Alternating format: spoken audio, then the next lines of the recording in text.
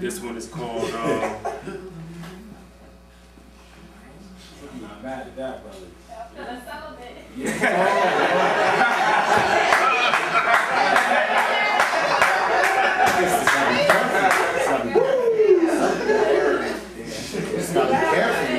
I should spit this one first. That's the goal.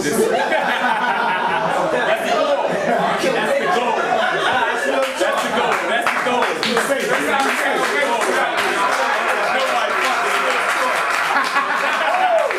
Nobody fucking tonight.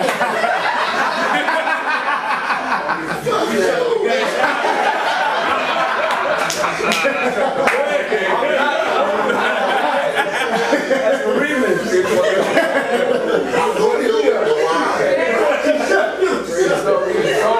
This one is the first one, since I ain't been here in a bit, this is the first one I ever spit at the Realm.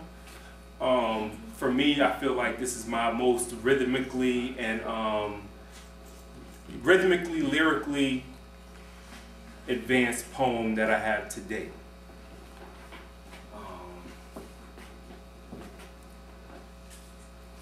I remember the first day we met.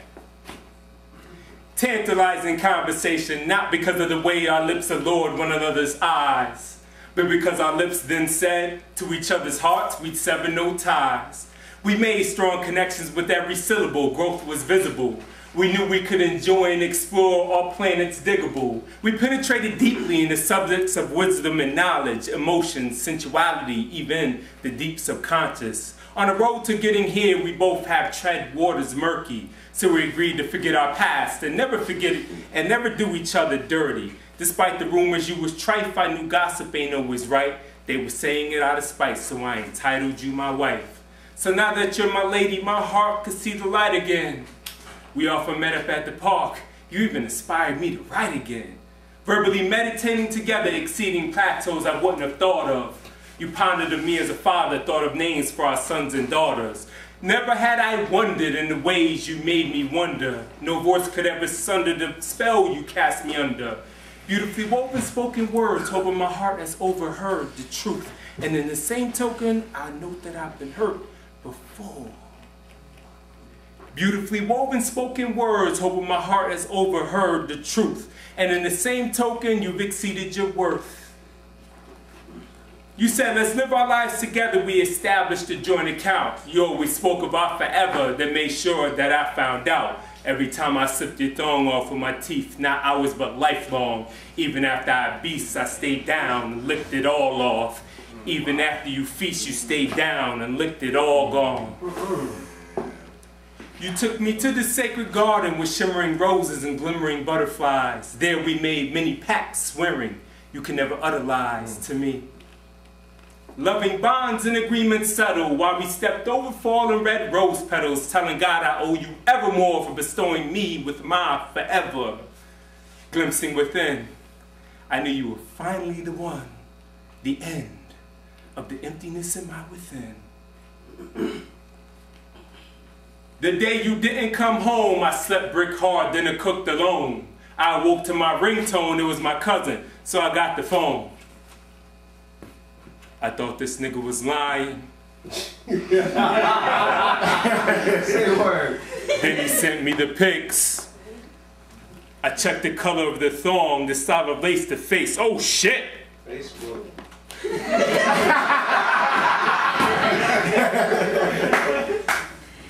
I know niggas be doing that digital imagery shit. And I know your haters will get slimy to separate us. And I know it's 4 in the morning and my eyes are a little foggy. But I remember you wore that very thong this very morning. Hey, what if I'm wrong? What if I don't know what's going on? What if I blinded myself because I knew my heart would finally quit? I checked the color of the thong, the style of lace, the face, you bitch! I could feel every smack and grab every time he splashed on that fat ass. Why'd I ever want to be your child's dad, you scared hoe, scroungy scallywag? I thought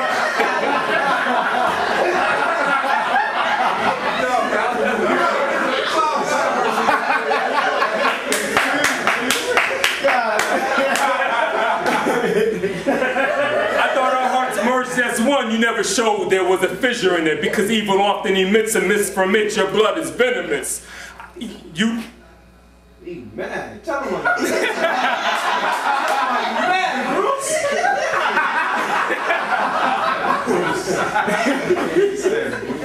You didn't teach me a lesson because my discretion is a carcinogen. After you fucked and sucked that nigga, I'm gonna preserve my dignity, and now I'm ending it. But what power must I ascertain, must I stumble upon? Because I could never forget you or us.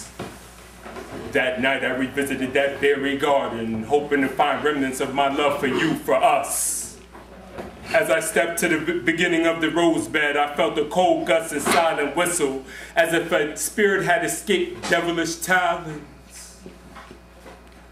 I attempted to grab the spirit to ask, why are you running for what was once such a delightful haven? As the wind slipped from my palms and I began to lift my arms, to open up the gate, and behold, the faint prom.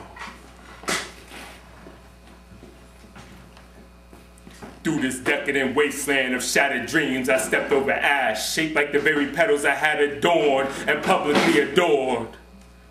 The rose bed we frolicked naked in, the one our primal instincts mated in, is now covered with locusts that had gagged on frost-laced promises so broken they slit the locust throats like glass. The park we wrote our scriptures in was a delusion we never had, because it was all a morbid illusion, a fusion of lies, lusts, and laughs.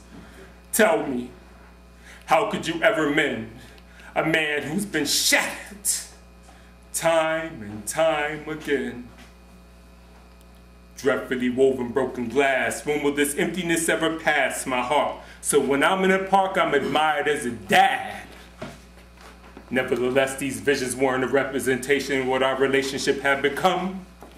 They were what it had always been, except I wouldn't see. And they will always be, until I never begins. I call that the breakup letter. And that's dedicated to all the women who ever broke my heart.